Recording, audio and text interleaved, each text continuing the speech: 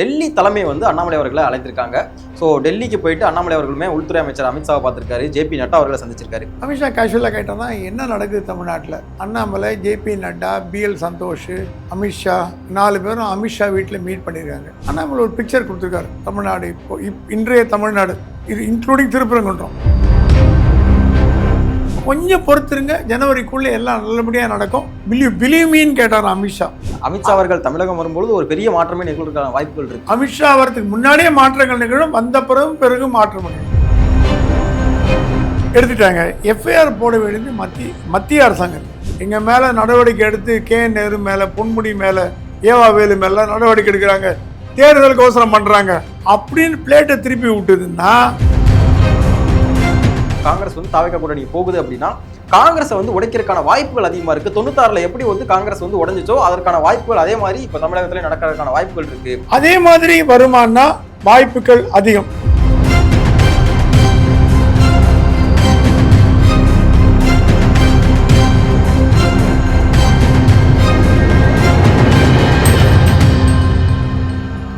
பேசு தமிழா பேசு நேயர்களுக்கு வணக்கம். இன்று நம்முடன் இணைந்திருக்கும் சிறப்பு விருந்தினர் மூத்த பத்திரிகையாளர் திரு பிரகாஷம் சுவாமி அவர்கள். சார் வணக்கம். சார் வணக்கம். தமிழகத்துல நிறைய விஷயங்கள் போயிட்டு இருக்கு. ஸோ இந்த நேரத்துல டெல்லி தலைமை வந்து அண்ணாமலை அவர்களை அழைத்திருக்காங்க.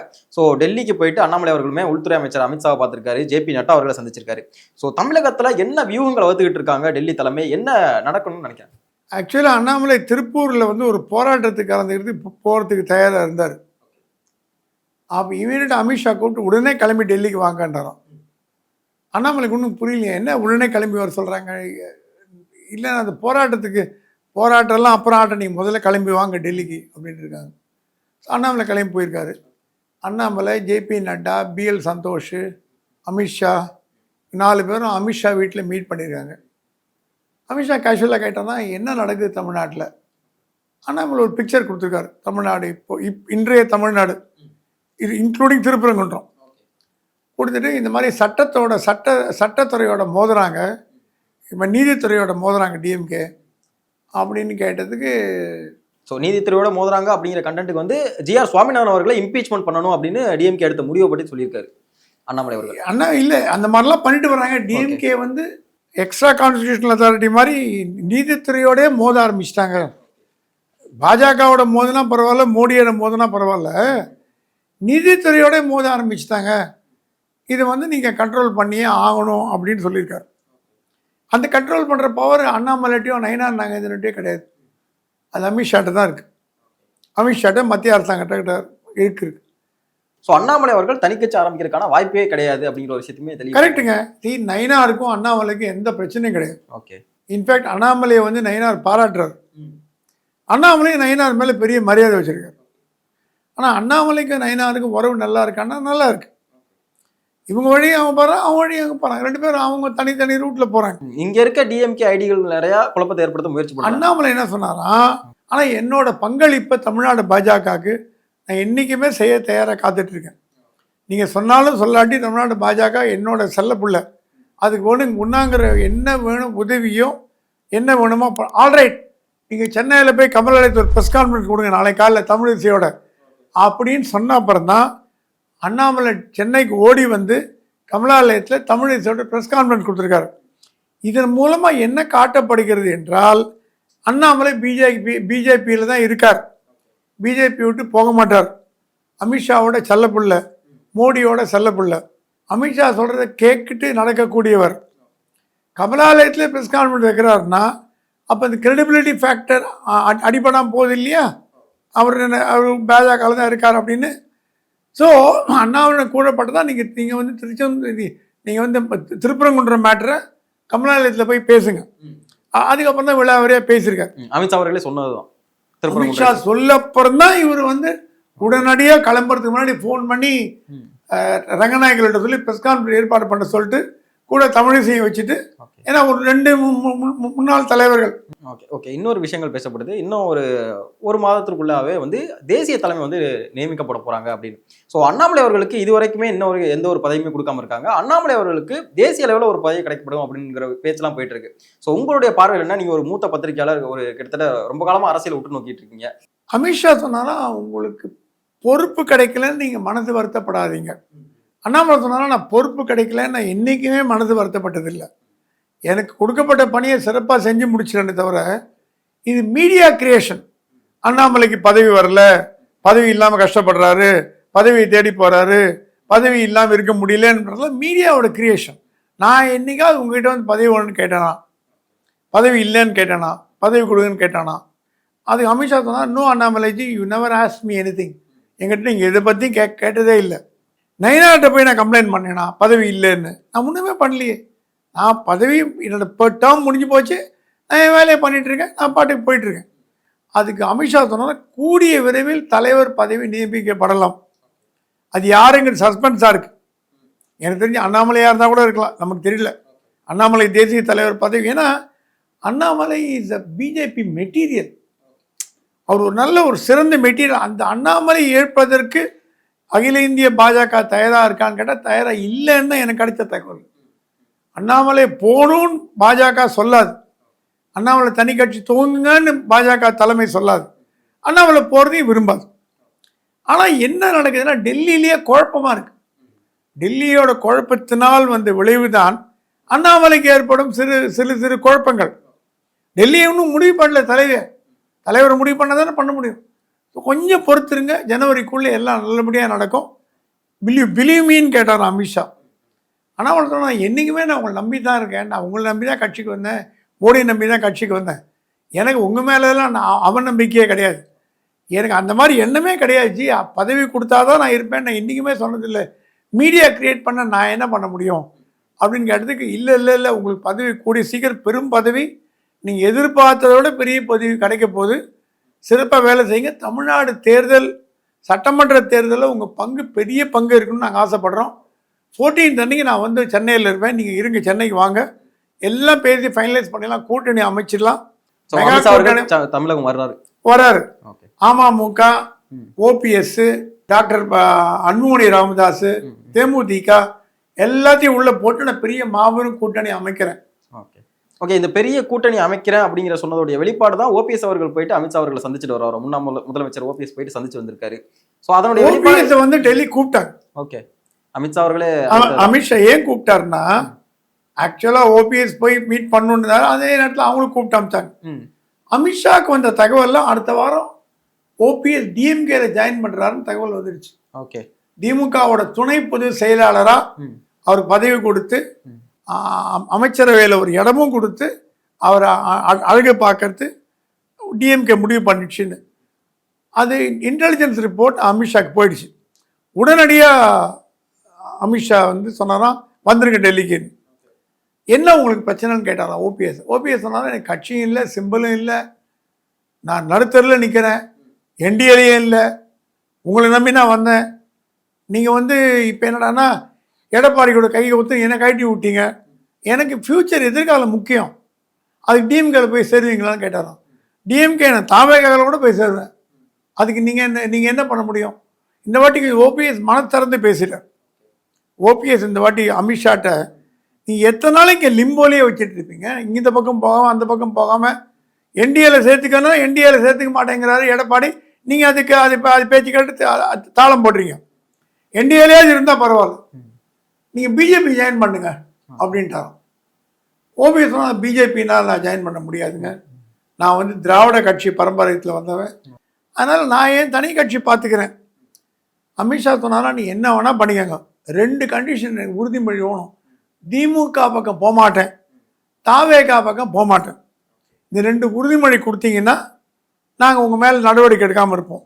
14 நான் சென்னைக்கு வரேன், எடப்பாடியை உட்கார வச்சு பேசுகிறேன், பேசிட்டு என்டிஏல ஓபிஎஸ் இருக்கிறது உங்களுக்கு என்னையா ப்ராப்ளம்னு கேட்குறேன், கொஞ்சம் கட் அண்ட் ரைட்டாகவே பேசுகிறேன், கொஞ்சம் ஹார்டாக பேசுகிறேன், பேசிட்டு என்டிஏல உங்களையும் டிடிவி தினகரன் ரீட்டைன் பண்ணிட்டு, எடப்பாடி போகணுன்னா ஓபிஎஸ்க்கோ டிடிவிக்கோ பிரச்சாரம் பண்ணாமல் இருக்கட்டும், அந்த தொகுதி பக்கமே போக வேண்டாம். என்டிஏவை தாண்டி அதிமுகலே ஒரு இணைப்பு இருக்கும் அப்படிங்கிற மாதிரியான பேச்சுக்கள்லாம் போயிட்டு இருக்கு. இப்போ அதிமுகவுடைய பொதுக்குழு நடக்க போகுது டிசம்பர் 10ஆம் தேதி நினைக்கிறேன். அதுலேயே கூட இணைப்புலாம் இருக்கும் அப்படிங்கிற மாதிரியான பேச்சுக்கள்லாம் போயிட்டு இருக்கு. இல்லை, இது அவருக்கு என்னன்னா, எடப்பாடியோட மனத்தளவில் ஒரு மாற்றம் வரணும்னு எதிர்பார்க்குறாரு. அந்த மாற்றம் இந்த பொதுக்குழுவில் வந்து, சரி கட்சி கட்டுப்பாட்டை மீறி போனவங்கெல்லாம் ஒரு மன்னிப்பு கடிதம் எழுதி கொடுத்தாங்கன்னா, கட்சி கட்டுப்பாட்டை இனிமேல் மீற மாட்டோம் அப்படின்னு ஒப்புக்கு சப்பானி அவர் லெட்டரை வாங்கி சேர்த்துக்கிறதா இருந்தால் ஓபிஎஸ் மட்டுமே சேர்த்துக்கொள்ளப்படுவார். சசிகலாவோ டிடிவியோ வேற யாரும் கிடையாது. அந்த இவங்க எல்லாரும் என்டிஏக்குள்ள இருக்கிறதுக்கான வாய்ப்புகள் இருக்கு. டிடிவி தினகரன் இல்ல, இப்போ அமித்ஷாவோட அறிவுரையை கேட்டு எடப்பாடி ஓபிஎஸ் சேர்த்துக்கிறதுக்கும் ஒரு வாய்ப்பு உண்டு இன்னும் ஒரு வாரத்துக்குள்ள. ஆனால் சில கண்டிஷன்லாம் போடுவார். நீங்கள் மன்னிப்பு கேட்கணும், கட்சி கட்டுப்பாடு மீறி நடக்கக்கூடாது, என்னோட தலைமையை ஏற்றுக்கணும் அப்படின்னு சில கண்டிஷன்லாம் போட்டு எடுத்துக்கிறதுக்கு வாய்ப்பு உண்டு. அமித்ஷா அவர்கள் தமிழகம் வரும்பொழுது ஒரு பெரிய மாற்றமே நிகழ்றதுக்கான வாய்ப்புகள் இருக்கு. அமித்ஷா வரதுக்கு முன்னாடியே மாற்றங்கள் நிகழும், வந்த பிறகு மாற்றம் நிகழும். ஸோ சொன்னாதான் நான் ஒருங்கிணைக்க வேண்டியது என் பொறுப்பு. மிஸ்டர் பழனிசாமி உங்களை முதலமைச்சராக உட்கார வைக்க வேண்டியது எங்கள் பொறுப்பு. எங்கிட்ட விட்டுருங்க. அடுத்த முதலமைச்சர் நீங்கள் தான். நீங்கள் பாஜக சேர்த்துக்கிறீங்களோ சேர்த்துக்கலையோ, கூட்டணி மந்திரி சபை இல்லையோ, தனியாக அமைக்கிறீங்களோ, என்னவோ பண்ணுங்க, அதை பற்றி எங்களுக்கு கவலை இல்லை. எங்களுக்கு ஸ்டாலின் அரசாங்கம் வீட்டுக்கு போகணும், அதில் கிளியராக இருக்கும். அதுக்கு எடப்பாடி கேட்டாரா, எல்லாம் ரைட், நீங்கள் பேசுகிறதெல்லாம் வாஸ்தவம், என்ன நடவடிக்கை எடுத்தீங்க திமுக அமைச்சர்கள் மீது? ஒரு நடவடிக்கை எடுத்தீங்களா? எஃப்ஐஆர் போடுறீங்க, என்ஃபோர்ஸ்மெண்ட்றீங்க, ரெய்டுன்றீங்க, அதுன்றீங்க, இன்கம் டேக்ஸ் என்னன்றீங்க, அப்புறம் சத்தமே காணுமே. அந்த ஆரம்ப அந்த இன்ட்ரெஸ்ட்டு கொஞ்ச நாளில் மணிக்கு போகுது. தமிழ்நாட்டில் திமுக அமைச்சர்கள் மீது ஏன் நடவடிக்கை எடுக்கலை அப்படின்ற கேள்விக்கு நாங்கள் பதில் சொன்னால் ஜனங்க ஒத்துக்க மாட்டாங்க. எங்களால் ஜனங்களை கன்வின்ஸ் பண்ண முடியாது. நீங்கள் தான் ஜனங்களுக்கு புரியுற மாதிரி எடுத்து சொல்லணும். அதுக்கு நடவடிக்கை எடுத்தாதான். நீங்கள் சொல்கிறீங்களே அதிமுக கூட்டணி வீக்காக இருக்குது, பாஜக கூட்டணி வீக்காக இருக்குது, என்னத்தால் வீக்காக இருக்குது தெரியுமா சார்? நீங்கள் நடவடிக்கை எடுக்க மாட்டேன்றீங்க. அங்கே என்னடானா டெல்லியில் கெஜ்ரிவால், மணிஷ் சிசோடியா எல்லாரும் நீங்கள் உள்ளே போடுறீங்க. உங்களுக்கு வேண்டாத ஆள்லாம் பண்ணுறீங்க. டெல்லிக்கு ஒரு ரூலு, தமிழ்நாட்டுக்கு ஒரு ரூலா?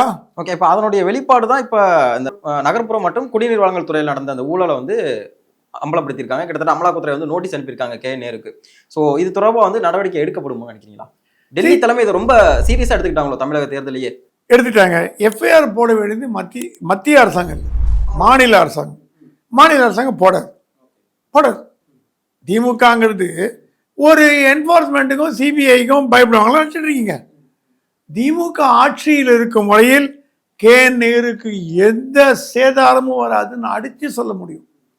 எஃப்ஐஆர் தானே போட சொன்னீங்க, அப்பீலுக்கு போவேன், பெஞ்சுக்கு போவேன், அதுக்கு மேலே அப்பீல் போவேன், அதுக்குள்ளே தேர்தல் வந்துடும். இல்லை, கே நேருவை தாண்டி திமுக இருக்கக்கூடிய நிறைய நிர்வாகிகளுக்கு நிறைய நெருக்கடிகள் இருக்கு. சமீபத்தில் பார்த்தோம்னா தேனியில் 2 நாளாக அமலாக்கத்துறை சோதனை நடந்துகிட்டு இருக்கு. நகர்மன்ற தலைவியாக இருக்கக்கூடிய ராஜ்குமாரி சொல்லிட்டு ஒரு நபர், அவங்க வீட்டிலேயே 2 நாளாக அமலாக்கத்துறை சோதனை நடத்திட்டு இருக்காங்க. ஸோ திமுக கிட்டத்தட்ட ஒரு ஈடியுடைய வளையத்துக்குள்ள மாட்ட போறாங்க அப்படிங்கிற பேச்சுக்கள்லாம் சமூக வலைதளங்களில் திமுக என்ன சொல்லுதான், சும்மா அந்த பூச்சாண்டி காட்டுற வேலை, ரெய்டு, என்ஃபோர்ஸ்மெண்ட், இல்லை இன்கம் டேக்ஸ், அது இது இந்த ரெய்டு இதெல்லாம் பண்ணிட்டு அடங்கி போயிடும்.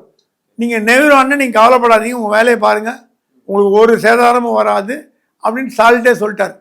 இந்த அளவுக்கு ஸ்டாலின் தைரியமாக இருக்காருன்னா அது என்ன காரணம்? மத்திய அரசாங்கம் பலவீனமாக இருக்கா, இல்லை அண்டர்ஸ்டாண்டிங் எதாவது இருக்குதா, இல்லை உள்குத்து இருக்குதா, இல்லை கள்ள உறவு இருக்குதா, ஏதோ ஒன்று இருக்குது. இல்லைன்னா மத்திய அரசாங்கத்தையே எதிர்க்கிற அளவுக்கு ஸ்டாலினுக்கு துணிச்சல் இருக்குன்னா 5 ஆண்டு காங்கிரஸை விட மத்திய அரசாங்கத்தை அதிகமா எதிர்க்கிறது திமுக தான். இந்தியாவிலேயே மம்தா பானர்ஜி கூட கிடையாது, வேற எந்த கட்சி, சிவகுமாரோ சித்தராமையா கூட கிடையாது, ரேவந்த் ரெட்டி காலில் மோடி காலில் இல்ல இவ்வளவு எதிர்க்கிறாங்க அப்படின்னா சென்ட்ரல் கவர்மெண்ட் இதை சும்மா பார்த்துட்டு இருக்க மாட்டாங்கல்ல, ரொம்ப சீரியஸா தானே எடுத்துப்பாங்க. பார்த்துட்டு இருக்காங்களே. ஓகே, இப்போ கம்ப்ளைண்டே பார்த்துட்டு இருக்காங்க, கம்ப்ளைண்ட் தான். ஒருவேளை தேர்தல் நெருக்கத்துல ஒரு நடவடிக்கை எடுக்க வாய்ப்புகள் இருக்குன்னு நினைக்கிறீங்களா? எனக்கு என்னமோ வாய்ப்புகள் இல்லைன்னு தான் தோணும். ஏன்னா இந்த மாதிரியான விஷயங்கள்ல தான், இந்த மாதிரியான டயத்துல தான் பார்த்தோம்னா செந்தில் பாலாஜி அவர்களுமே ஒரு காலகட்டங்களில் அரெஸ்ட் ஆனாரு. ஸோ 2024 அந்த செந்தில் பாலாஜி அவர் முன் ஜென்மத்தில் பண்ண தப்புக்கு அவர் கஷ்டப்பட்டார். அதிமுகவில் இருந்த ஊழல் எங்ககிட்ட இருந்தாரா அப்படின்னு திமுக தப்பிச்சுக்கிச்சு. ஆச்சு 3 மாதம் ஓடி போயிடும். கணக்கு திறந்து பார்த்தா ஜனவரி டிசம்பர் தேர்தல் முடிஞ்சு போயிடும். தேர்தல் நேரத்தில் நீங்கள் என்ன பண்ணாலும் அது எடுபடாது. தேர்தலுக்கு திமுகவை பழிவாங்கும் நடவடிக்கையாக பார்க்கும். எம்ஜிஆர் ஆட்சியை இந்திரா காந்தி கலைச்சார், கருணாநிதி பேர் கலைஞர் சொல்லி கலைச்சார். எம்ஜிஆர் ஊராக போய் கேட்டாராம், நான் என்னங்க தப்பு பண்ணேன், என்னை போய் கலைச்சிட்டீங்களேன்னு. திருப்பி அடுத்த தேர்தலில் எம்ஜிஆர் ஜெயிக்க வச்சாங்க. அந்த மாதிரி ஸ்டாலின் சொல்லுவார், நாங்கள் என்னங்க தப்பு பண்ணோம், எங்கள் மேலே நடவடிக்கை எடுத்து KN நேரு மேலே, பொன்முடி மேலே, ஏவா வேலு மேலே நடவடிக்கை எடுக்கிறாங்க, தேர்தலுக்கு அவசரம் பண்ணுறாங்க அப்படின்னு பிளேட்டை திருப்பி விட்டுதுன்னா அஃபெக்டாக போகிறது மத்திய பாஜக தான். திமுக சேதாரம் வர ஜனம் சொல்லுவாங்க, என்னது தேர்தல் நேரத்தில் இந்த மாதிரிலாம் பண்ணுறீங்க, இத்தனை நாள் என்ன பண்ணிட்டு இருந்தீங்க, தூங்கிட்டீங்களா? இப்போ பண்ணுறது திமுக மீது பண்ணுற அடக்குமுறை பிளேட் அப்படியே திருப்பி திமுக அது ரொம்ப கிளவர். அதெல்லாம் நீங்கள் திமுக சாதாரண எடை போடவே முடியாது. 1000 மூளை உள்ள அது legal wing, best legal wing இந்தியாவிலே. அப்படியே பிளேட்டை திருப்பி போடும். நடவடிக்கை எடுத்தால் இவ்வளோ நாள் எடுத்துருக்கணும், இனிமே நடவடிக்கை பாஜக எடுத்ததுன்னா 10 பைசா பிரயோஜனம் இல்லைன்னு தான் நான் சொல்லுவேன். தாவைக்க தலைவர் விஜய் அவர்களை ராகுல் அவர்களுக்குடைய நெருக்கமா இருக்கக்கூடிய கிட்டத்தட்ட வலதுகரம் கூட சொல்லலாம் பிரவீன் சக்கரவர்த்தி அவர்கள் போயிட்டு சந்திச்சிருக்காரு. ஸோ கூட்டணி கணக்குகள் எதுவும் மாறுறதுக்கான வாய்ப்புகள் இருக்குன்னு நினைக்கிறீங்க? பிரவீன் சக்கரவர்த்தி ராகுல் காந்தியோட உத்தரவு இல்லாமல் விஜயை பார்ப்பாரான்னு கேட்டிங்கன்னா பார்க்க மாட்டாருன்னு தான் நான் சொல்லுவேன். ஏன்னா ராகுல் காந்தியோட மனசாட்சி பிரவீன் சக்கரவர்த்தி. உங்களுக்கு ஞாபகம் இருக்கும்னு நினைக்கிறேன், ராஜ்யசபா தேர்தலில் ஒரு சீட்டு காங்கிரஸுக்கு கொடுக்கணும்னு திமுக முடிவு பண்ண பொழுது ராகுல் காந்தி ப்ரப்போஸ் பண்ண முதல் பேர் பிரவீன் சக்கரவர்த்தி. திமுக முடியாதுன்னு சொல்லிட்டாங்க, நாங்கள் பி சிதம்பரத்துக்கு தான் கொடுப்போம், வேறு யாருக்கும் ராஜ்யசபா சீட் தரமாட்டோம் அப்படின்னு சொல்லி சிதம்பரத்துக்கு அந்த சீட்டை ஸ்டாலின் வாங்கி கொடுத்தார். அப்போலேருந்தே பிரவீன் சக்கரவர்த்திக்கும் ஸ்டாலினுக்கும் ஆகாது. நம்ம எம்பியை விடாமல் தடுத்தார் ஸ்டாலின் அப்படின்னு ஸ்டாலின் மேலேயும் திமுக மேலேயும் காண்டு பிரவீன் சக்கரவர்த்தி. சமீபத்தில் நடந்த பாராளுமன்ற தேர்தல் அப்போ கூட மயிலாடுதுறை சீட்டை வந்து பிரவீன் சக்கரவர்த்தி அவர்கள் கேட்டதாகவும், ஆமாம், அதை வந்து திமுக தலைமை தான் மறுத்துருச்சு அப்படிங்கிற மாதிரியான விஷயங்கள். பிரவீன் சக்கரவர்த்திக்கு திமுக தலைமைக்கு என்னைக்குமே ஆகாது. என்ன காரணம் சார்? இந்த PTR அவர்களுடைய ஆடியோ வெளியிட்டதற்கு தான் அதற்கான முக்கிய காரணம் அப்படின்னு ஒரு பிரபல நாளிதழ் எழுதியிருக்காங்க. இல்லை, பிரவீன் சக்கரவர்த்தி ட்ராப் பண்ணி PTR மாட்ட வச்சுட்டாருங்கிறது திமுக கோவம். அது வாஸ்தவம், அந்த கோவம் இருக்கு. ஆனால் பிரவீன் சக்கரவர்த்தி ராகுல் காந்தி சொல்லி இதை பண்ணல, அவரா ஒரு தன்னிச்சையா பண்ணிட்டார். திமுகவை ஏதோ பண்ணணும் அப்படிங்கிற திமுக ஏதோ பண்ணணுன்ற பண்ணிட்டாரு தவிர ராகுல் காந்திக்கும் இதுக்கும் இந்த ஃபோன் டேப்பிங்கும் ரெக்கார்ட் பண்ணதுக்கும் ஆடியோ வெளியிடுறதுக்கும் சம்மந்தம் கிடையாது. அது உண்மையை சொல்லப்போனா. ஆனால் பிரவீன் சக்கரவர்த்தி திமுக மேலே காண்டில் இருக்காரு. ஸோ கரெக்டான சமயத்தில் ராகுல் காந்திகிட்ட போய், சார் தமிழ்நாட்டில் நார்த் இந்தியாவில் காங்கிரஸ் காணாமல் போச்சு, காங்கிரஸ் என்ற கட்சி காணாமல் போய் நார்த் இந்தியாவில் ரொம்ப நாள் ஆச்சு, தென்னிந்தியாவில் மட்டும்தான் காங்கிரஸ் உயிர் கொஞ்சம் ஒட்டுங்குது, கேரளாவில், கர்நாடகாவில், தமிழ்நாட்டில், பாண்டிச்சேரியில் உயிர் கொஞ்சம் ஒட்டினுக்குது, அதையும் ஆக்சிஜனை பிடிக்கிட்டிங்கன்னா அதுவும் போயிடும். விஜயை உள்ளே கொண்டு வர்ற வழியாக பாண்டிச்சேரியில் காங்கிரஸ் அமைச்சரவை பண்ண முடியும். 30 சீட்டில் 20 சீட்டு காங்கிரஸ், 10 சீட்டு விஜய் கொடுத்தீங்கன்னா பாண்டிச்சேரியில் நாராயணசாமியை இல்லை வந்து வைத்தியலிங்கத்தை முதலமைச்சராகிறதுக்கு விஜய் வாய்ப்புகள் அதிகம். தமிழ்நாட்டில் விஜய் முதலமைச்சராக வந்தார்னா நமக்கு துணை முதலமைச்சர் கொடுப்பார். 10 சீட்டு 15 சீட்டு திமுக கெஞ்சிட்டு இருக்கிறத விட அவன் 50-60 சீட்டு வாங்கி துணை முதலமைச்சராகி கேபினெட்லையும் பங்கு பெற்று என்ன ஒண்ணு விஜய் தலைமையை எடுத்துனா போச்சு, பரவாயில்ல. அப்ப ராகுல் வந்து விஜயோடைய கூட்டணியை விரும்புறாரு, தாவேகா கூட்டணியை. கேரளால ஒரு 40-50 சீட்டு தாவேகா போட்டி போட போகுது. அது காங்கிரஸ் கூட்டணியில வந்ததுன்னா ஒரு 100 இடத்துக்கு மேல காங்கிரஸ் ஜெயிக்கிறதுக்கு வலுவான கூட்டணியா விஜய் அமைப்பார். பாண்டிச்சேரி, தெலுங்கானா, ஆந்திரா, இதில் இப்போ இல்லை, தெலுங்கானா ஆந்திராலாம் அப்புறம் பின்னாடி. தென்னிந்தியாவில் காங்கிரஸுக்கு ஆக்சிஜன் கொடுக்கக்கூடிய வேலையை பண்ணுறவர் ஒரே ஒருத்தர்னா அது விஜய் தான், ஸ்டாலின் கூட கிடையாது. ஸ்டாலின் நம்மளோட புகழை குறைச்சிட்டு வர்றார். 10 சீட்டு கொடுக்கலாமா, 15 சீட்டு கொடுக்கலாமா, 20 சீட் கொடுக்கலாமா, ஆட்சியில் பங்குலாம் கிடையாது, இப்படி எதுக்கு எடுத்தாலும் ராகுல்கிட்ட பேசுவேன் சொல்கிறார். நான் கேள்விப்பட்ட வரைக்கும் பிரியங்கா காந்தி ஓகே கொடுத்துட்டாங்களாம் விஜய்க்கு. தாவேகா காங்கிரஸ் கூட்டணிக்கு பிரியங்கா, ஏன்னா பிரியங்கா வந்து வயநாடோட MP. வயநாட்டில் இருக்கிற காங்கிரஸ்காரங்கள்லாம் KC வேணுகோபால் வழியாக பிரியங்காவை அப்ரோச் பண்ணி, மேடம் நம்ம இந்த வாட்டி ஆட்சிக்கு வரணும்னா விஜய் இருந்தால் முடியும், விஜய் இருந்தால் நமக்கு சௌரியம், காங்கிரஸ் ஆட்சிக்கு வரணும். இப்போ என்ன 10 வருஷம் CPM வந்தாச்சு, டிஃபால்ட்டாக காங்கிரஸ் வரணும். ஆனால் காங்கிரஸ் அந்த அளவுக்கு ஸ்ட்ரென்த்தாக இல்லை, அடிதடி சண்டை உள்ள உட்கட்சி போராட்டம் ஒரே சண்டையில் போய் நிற்குது காங்கிரஸில்.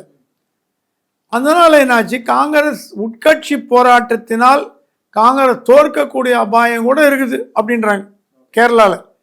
அதை சரி பண்ணிக்கூடிய ஒரு சக்தியாக விஜய் வந்தார்னா விஜயால் காங்கிரஸ் ஆட்சி அமைக்கும். விஜயோட தமிழ்நாடு கூட்டணியில் போட்டால் தமிழ்நாடுக்கு மட்டும் துணை முதலமைச்சர் வரப்போவதில்லை, கேரளாலையும் காங்கிரஸ் ஆட்சி அமைக்க உதவும், பாண்டிச்சேரியிலையும் ஆட்சி அமைக்க உதவும். இப்போ என்ன நடக்கும், விஜயும் காங்கிரஸும் கூட்டணி சேர்ந்ததுன்னா என்ஆர் காங்கிரஸுக்கு ஒரு வழி கிடையாது. ரங்கசாமி பாஜக கூட தான் போகணும். ஆன்டி இன்கம்பன்சி 5 வருஷம் ரங்கசாமிக்கு பீரியட் முடிஞ்சு போச்சு. எப்பவுமே பாண்டிச்சேரியில் மாற்றி மாற்றி தான் போடுவாங்க, தமிழ்நாடு மாதிரி தான் பாண்டிச்சேரியும். 5 வருஷம் காங்கிரஸ், 5 வருஷம் என்ஆர் காங்கிரஸ். திமுக அதிமுக வந்து ரொம்ப ரேர். ரொம்ப காங்கிரஸ் ஒருவேளை தாவேகா கூட்டணி போகுது அப்படின்னா சிறுபான்மை மக்கள் வந்து அதை அக்செப்ட் பண்ணிப்பாங்களா? சோ சிறுபான்மை மக்கள் எப்பவுமே காங்கிரஸ் திமுக கூட்டணி தானே விரும்புவாங்க. சோ தாவேகா கூட்டணி இருக்கும்போது சிறுபான்மை மக்கள், தாவேகாவே தலைவரே ஒரு சிறுபான்மையினர், அதை மறந்துட்டீங்க நீங்க. தாவேகா தலைவரே சிறுபான்மையினர். இந்த தடவை சிறுபான்மையினர் வாக்கு திமுகக்கும் தாவேகாக்கும் டிவைட் ஆகும்னு கேள்விப்படுறோம். 100 இருந்ததுன்னா இது 60, 40, 55, 45 அந்த மாதிரி பிரியும். ஸோ திமுகவோட சிறுபான்மையினரோட வாக்குகளை பிரிப்பதே தாவேகாவை நோக்கம் தான் திமுக கவலைப்படுது. அதுக்காக கவலை நியாயம் இருக்குது. ஸோ அதனால் சிறுபான்மையினர் வாக்குகள் காங்கிரஸ்க்கு வந்ததுன்னா, காங்கிரஸுக்கு எப்போ சிறுபான்மையினர் வாக்கு வரும், அது ஒன்றும் டிஃபால்ட்டாக இருக்கு, பரவாயில்ல. தாவேகாக்கு வரும். அது இல்லாமல் ஓபிசி, எம்பிசி, பட்டியலின மக்கள், இதெல்லாம் காங்கிரஸுக்கும் விஜய்க்கும் வரும். ஸோ விஜய் என்ன சொல்றாருன்னா, காங்கிரஸ் எங்க கூட சேர்ந்ததுன்னா தமிழ்நாட்டில் நான் ஆட்சியை பிடிக்க முடியும், ஈஸியாக பிடிக்க முடியும், கூட கொஞ்சம் உதிரி கட்சிகளாக சேர்த்துக்கலாம் அப்படின்ற ஒரு கணக்கில் இருக்கார். ஏன்னா விஜய் வந்து என்ன சொல்றாருன்னா, மெஜாரிட்டி வரத்துக்கு காங்கிரஸ் தேவை தமிழ்நாட்டில், நான் முதலமைச்சர் ஆகிறதுக்கு. மற்ற 2 மாநிலங்கள் நான் விட்டு கொடுக்குறேன், நீங்க முதலமைச்சர், காங்கிரஸ் முதலமைச்சர் ஆகிடுங்க. தமிழ்நாட்டில் என்ன முதலமைச்சராக்குங்க, கேரளாலையும் பாண்டிச்சேரியும் உங்களை முதலமைச்சராக்குறேன் அப்படின்ற ட்ராக்ல விஜய் பாராரோ அந்த பேச்சுவார்த்தைகள். ஆனால் பிரவீன் சக்கரவர்த்தி விஜயை பார்த்தது சம்பிரதாய முறைய அல்ல, official meeting approved by Priyanka Gandhi and ராகுல் காந்தி அப்படின்னு நான் கேள்விப்படுறேன். கேசி வேணுகோபால் காங்கிரஸின் அமைப்பு செயலாளர், முக்கியமான பதவியில் டெல்லியில் இருக்கக்கூடியவர், தினமும் ராகுல் காந்தியும் சோனியா காந்தியும் பார்த்து பேசுறவர். அவரே சொல்றாரா, இந்த வாட்டி நம்ம விஜயோட கூட்டணி போனா என்ன தப்புன்னு கேட்கிற அளவுக்கு கேரளா காங்கிரஸ்காரர்கள், ஏன்னா கேசி வேணுகோபால் கேரளாக்காரர் தான், கேரளா காங்கிரஸ்காரர்கள் கேசி வேணுகோபால் மைண்டை மாற்றி வச்சிருக்காங்கன்னு கேள்விப்படும். ஓகே, ஒருவேளை காங்கிரஸ் வந்து தாவேகா கூட்டணி போகுது அப்படின்னா காங்கிரஸை வந்து உடைக்கிறதுக்கான வாய்ப்புகள் அதிகமா இருக்கு. 96ல எப்படி வந்து காங்கிரஸ் வந்து உடைஞ்சிச்சோ அதற்கான வாய்ப்புகள் அதே மாதிரி இப்ப தமிழகத்துல நடக்கிறதுக்கான வாய்ப்புகள் இருக்கு. ஏன்னா செல்வ பிறந்தகை வந்து திமுக காங்கிரஸ் கூட்டணி தான் விரும்புறாரு. ஸோ கிட்டத்தட்ட அவர் வந்து திமுக ஒரு ஆதரவாளர் மாதிரியே தான் அறியப்படுறாரு அப்படிங்கிற ஒரு விஷயம் பேசப்படுது. ஸோ அந்த மாதிரி நடக்கிறதுக்கான வாய்ப்புகள் இருக்கா? கண்டிப்பா. ஓகே, 96ல குமரி ஆனந்தன் டிஎன்சிசி தலைவரான பிறகு மூப்பனார் தனி கட்சி துவங்கினார், டிஎம்சி துவக்கினார், தோக்கி திமுகவோட சேர்ந்து மாபெரும் வெற்றி பெற்றார். அது வந்து வரலாறு காணாத வெற்றி 96ல. அதே மாதிரி வருமானா வாய்ப்புகள் அதிகம். ஆனா அபிஷியல் காங்கிரஸ் விஜயோட போகும். இவங்க வந்து Congress R, Congress S, Congress M, ஏதாவது ஒரு, இப்போ காங்கிரஸ்ல இருக்கிற அத்தனை தலைவர்களும் தனி கட்சி பார்த்தவங்க தான். ப. சிதம்பரத்துலேருந்து, ஜி.கே. மூப்பனார்லேருந்து, வாழப்பாடி ராமமூர்த்திலேருந்து, குமரி ஆனந்தன்லேருந்து அத்தனை பேர் தனி கட்சி பார்த்தவங்க தான். பார்த்துட்டு கொஞ்ச நாள் கழிச்சு வந்து உள்ளே ஜாயின் பண்ணிடுவாங்க, ரீஜாயின் பண்ணுவாங்க. அந்த மாதிரி பார்த்தீங்கன்னா செல்வ பெருந்தகையோ தங்கபாலுவோ இவங்க ஆதரவாளர், திமுக ஆதரவாளர்கள்லாம் திமுக விட்டு வரமாட்டேன்னாங்கன்னா காங்கிரஸ் 2வது வாய்ப்பு உண்டு. அப்போ அஃபிஷியல் காங்கிரஸ் விஜயோடையும் அன்அஃபிஷியல் காங்கிரஸ் வந்து திமுகவோடையும் போகிறதுக்கு வாய்ப்பு உண்டு. இதனால திமுகவுக்கு லாபமானு கேட்டிங்கன்னா நஷ்டம்தான். ஏன்னா காங்கிரஸ் கை சின்னம் எங்கே இருக்கோ அதுக்கு தான் காங்கிரஸ்காரன் ஓட்டு போடுவோம். கை சின்னம் விஜய் பக்கம் போச்சுன்னா இந்த கட்சி வந்து காங்கிரஸ்ன்னு சொல்லிக்கலாம், பேருக்கு காங்கிரஸ் செல்வ பெருந்தகை, காங்கிரஸ் தங்கபாலு, காங்கிரஸ் வாட் எவர் சொல்லிக்கலாம். ஆனால் சின்னம் இல்லாத காங்கிரஸ் வந்து ஒன்றுமே இல்லாத காங்கிரஸுக்கு ஈக்குவலாக போகும். அதனால பெரிய பலன் திமுக கிடைக்காது. இந்த பிரிஞ்சு சென்ற காங்கிரஸுக்கு ஒரு 4-5 எம்எல்ஏ சீட் கிடைக்கும். ஸ்டாலின் ஜெயிக்க வச்சிருவார். ஸ்டாலின் வந்து பொம்பர்த்தியை ஜெயிக்க வச்சார், பானையை ஜெயிக்க வச்சார், இந்த சிம்பலை ஜெயிக்க மாட்டார், ஜெயிக்க வச்சிருவார். ஆனால் கிராஸ் ஓட்டிங் காங்கிரஸ் வாக்குகள்லாம் திமுகவுக்கு வருமானு கேட்டிங்கன்னா சந்தேகம். ஓகே சார், இதுவரை எங்களோட இணைந்து தங்கள் கருத்துக்களை பதிவு நன்றி சார். நன்றி. உலக தமிழ் சொந்தங்களுக்கு வணக்கம். நான் ராஜவேல் நாகராஜன். பேசு தமிழா பேசு வலையொலியுடைய வளர்ச்சிக்கு நீங்களும் உறுதுணையாக இருக்கணும்னு நினச்சிங்கன்னா இந்த வீடியோடைய டிஸ்கிரிப்ஷனில் இருக்கக்கூடிய ரேசர் பே லிங்கை கிளிக் பண்ணுங்கள். அந்த லிங்க்கில் போயிட்டு உங்களுக்கு விருப்பமான தொகையை பேசு தமிழா பேசுவனுடைய வளர்ச்சிக்கு உங்களுடைய பங்களிப்பாக நீங்கள் கொடுக்கலாம். நன்றி, வணக்கம்.